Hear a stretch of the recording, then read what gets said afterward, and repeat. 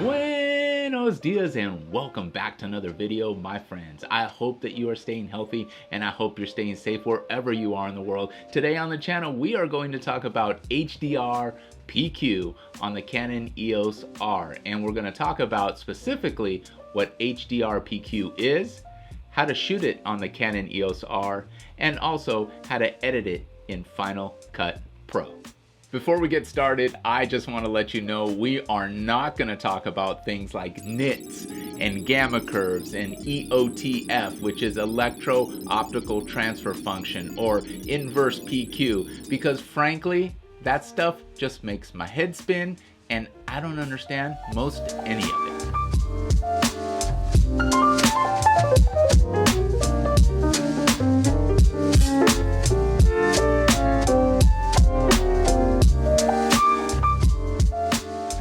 Simply stated, HDR PQ, High Dynamic Range Perceptual Quantizer, that's a mouthful, is simply producing what the human eye can see in reference to colors and contrast of brightness and darkness. Now don't get me wrong, I don't want to hop, skip, and jump over concepts that are important to HDR PQ, but we will definitely get in the weeds if we do so, and this is not that video. Perhaps a video down the line, when I learn more about it, we can learn more about it together. So for now, HDR PQ, High Dynamic Range, basically talking about colors and contrast from the darkest to the lightest.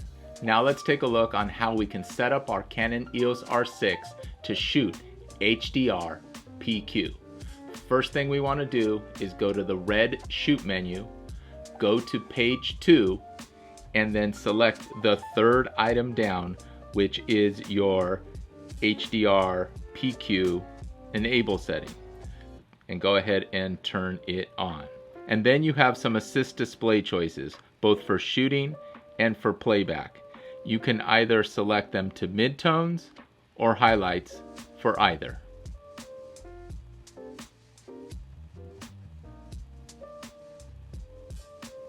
Once you're done there, the camera recommends that you select a highlight tone priority. Now you do not have to do this. You can leave it disabled and off, or you can select and enable D+ or D+2. Now what this is going to do is it's going to improve the gradation in the bright areas, but know that this may give you and could cause some noise in the darker areas.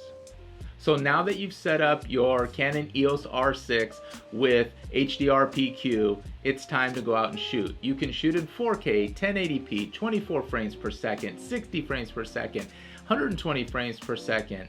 And in log, you can't shoot on the Canon EOS R6 in 120 frames per second. It's disabled, so it's kind of nice. It's a nice compromise to be able to shoot in a high dynamic range feature with 120 frames per second.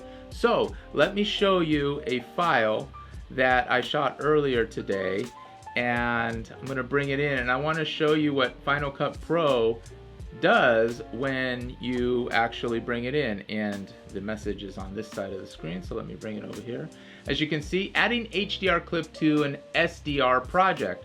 So what ends up happening is that this bright content will be clipped in the project if I don't apply some type of color correction or an HDR tool.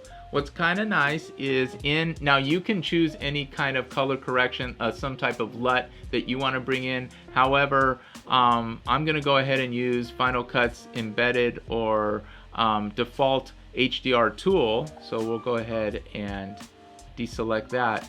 And let me go into this actual file right about there. I'm gonna go ahead and edit it there, and we're gonna bring in the HDR tool and watch and look in the background and look for those mountains to come in.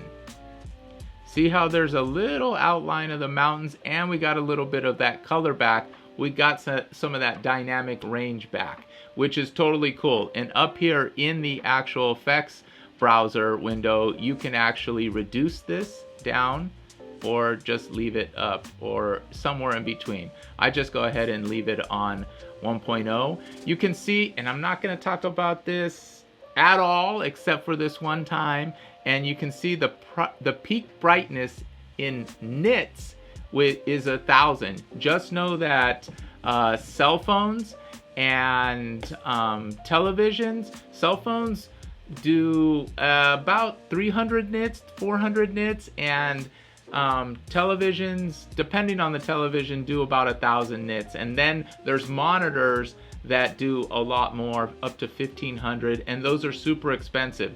And that's how you're actually able to really see what's happening in this HDR scene. Unfortunately, we're not going to see the full gamut of the file, just because we don't have a monitor that actually can read this data. So really, HDR PQ files aren't necessarily meant to be graded. However, you can do some things with them, I feel. And so I'm gonna go ahead and go in here into the color board. And what I'd like to do is just play a little bit with the saturation and the exposure. Not really any colors. We could, but let's play a little bit with increasing the saturation. As you can see, the colors kind of coming in there. Now let's play a little bit with the exposure slider. If we bring it up, you can see it gets a lot lighter, and if we bring it down, it starts to really provide some detail in there. So I'm going to leave it right just below that midline. And of course, we could play with the color. I'd rather mess around with color in the wheels, but I'm not going to do that here today. I'll work with the master here actually. You can see there, we push the master and desaturate it or punch it all the way up. You've got some nice bright colors, and you see all the range, the dynamicness of this image. I'm gonna go ahead and leave it as it was, and we're gonna leave that alone. And then I'll play this back a little bit, and you can see the beautiful birds in 120 frames per second going through the middle of the screen, kind of punching back around.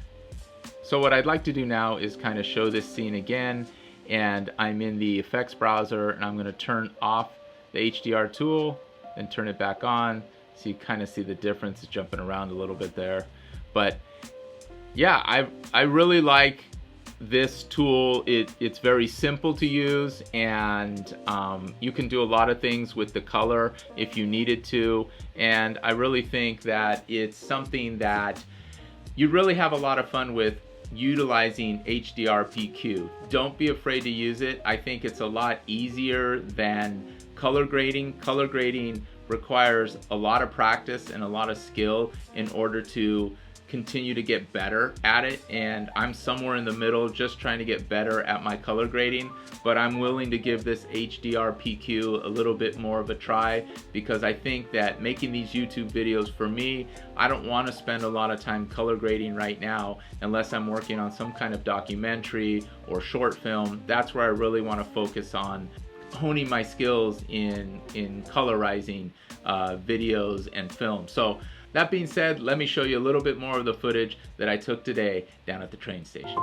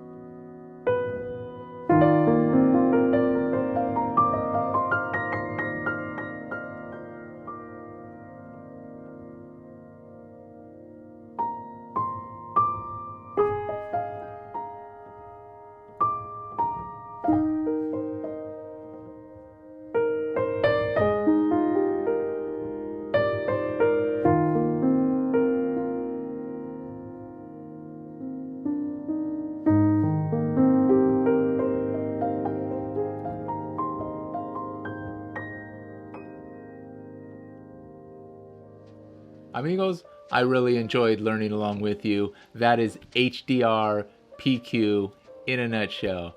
Please subscribe if you're not subscribed. I'd really appreciate you joining the Buenos Dias Imagery family. Please like this video if it provided you any source of entertainment and or value. Please ring the bell to notify you of new videos when they come out. And of course, comment down below. I'd love to chat with you guys. All right, until the next one, I love y'all. Peace.